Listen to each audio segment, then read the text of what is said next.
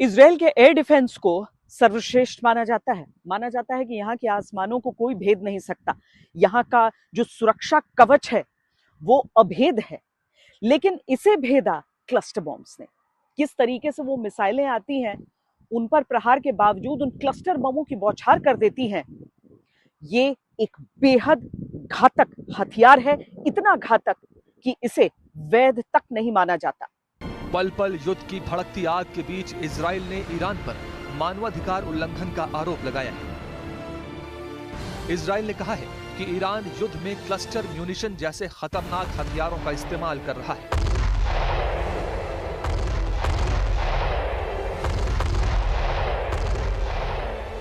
Video में साफ दिखाई दे रहा है कि आसमान में कई छोटे छोटे आग के गोले एक साथ आगे बढ़ रहे हैं। इजराइल ने दावा किया है कि ईरान ने कई बार क्लस्टर म्यूनिशन का इस्तेमाल किया है। क्लस्टर बम पारंपरिक बमों से बिल्कुल अलग तरह से काम करते हैं। सामान्य बम जहां एक ही जगह पर फटकर धमाका करता है, वहीं क्लस्टर बम का ढांचा अलग होता है। इसमें एक मुख्य कंटेनर होता है जो लक्ष्य के ऊपर पहुंचते ही हवा में खुल जाता है। इस मुख्य कंटेनर को आमतौर पर कैरियर या डिस्पेंसर कहा जाता है। जैसे ही ये कंटेनर खुलता है, इसके अंदर मौजूद दर्जनों या सैकड़ों छोटे छोटे विस्फोटक बाहर फैल जाते हैं। इन छोटे बमों को सब म्यूनिशन या बॉम्बलेट कहा जाता है। ये बॉम्बलेट जमीन पर गिरने से पहले ही बड़े इलाके में बिखर जाते हैं और अलग अलग जगहों पर धमाके कर सकते हैं। And what happened here, we have an impact here of a submunition of a cluster, a missile that contain a cluster. Okay. It's a missile that contain a cluster, and in this cluster they have submunitions between 18 till 24 submunitions, and one of them impact here. Okay. And we have here one people died, one of the people working in this kind of construction, and the other one is severely injured in the hospital right now. And also we can see that we are in the middle of a civilian place.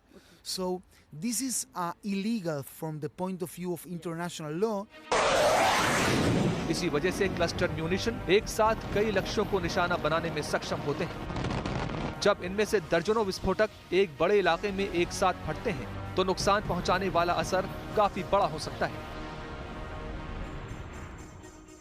Cluster bomb का failure rate बहुत ज्यादा है। अक्सर 2% से 40% छोटे बम गिरने के बाद तुरंत नहीं फटते। ये जमीन पर पड़े रहते हैं और युद्ध खत्म होने के वर्षों बाद भी लैंडमाइन की तरह काम करते हैं, जिससे मासूम बच्चों और नागरिकों की जान जाती रहती है। जून 2025 में ईरान और इजराइल के बीच 12 दिन चले युद्ध के दौरान एमनेस्टी इंटरनेशनल ने दावा किया था कि ईरान ने कम से कम 3 बार क्लस्टर म्यूनिशन का इस्तेमाल किया था।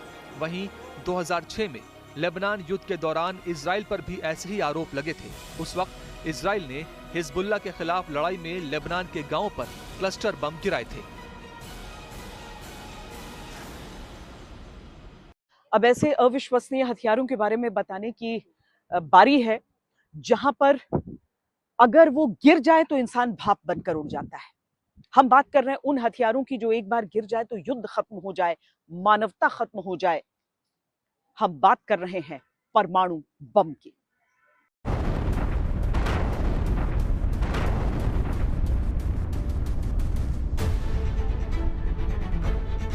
Status of the world's nuclear forces की रिपोर्ट के अनुसार दुनिया के परमाणु हथियार संपन्न देशों के पास कुल मिलाकर लगभग 12,331 परमाणु वॉरहेड मौजूद हैं। इनमें से 9,600 से ज्यादा वॉरहेड ऐसे हैं जिन्हें तुरंत इस्तेमाल किया जा सकता है। दुनिया में सबसे ज्यादा परमाणु हथियार रूस के पास हैं, जिनकी संख्या 5,500 से अधिक बताई जाती है।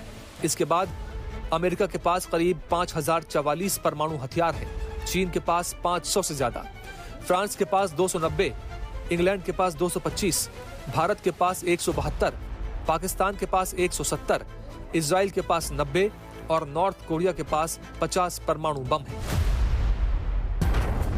दुनिया के ये 9 परमाणु हथियार संपन्न देश कुल मिलाकर 12,330 से ज्यादा परमाणु हथियार रखते हैं। इनमें से अधिकांश बम हिरोशिमा पर गिराए गए लिटिल बॉय और नागासाकी पर गिराए गए फैट मैन से कई गुना ज्यादा ताकतवर है। एक अकेला परमाणु वॉरहेड भी बेहद विनाशकारी होता है। वैज्ञानिक अनुमान बताते हैं कि अगर न्यूयॉर्क पर एक परमाणु हथियार गिराया जाए तो लगभग 5,83,160 लोगों की मौत हो सकती है। इसके अलावा लंबे समय तक मानवीय और पर्यावरणीय नुकसान भी जारी रहता है।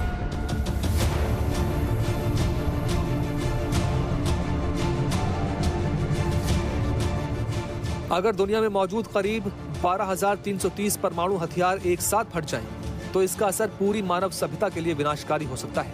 कुछ ही मिनटों में दुनिया के कई बड़े शहर जैसे न्यूयॉर्क, लंदन, मॉस्को, बीजिंग, नई दिल्ली, टोक्यो पूरी तरह तबाह हो सकते हैं। अरबों लोगों की जान चली जाएगी।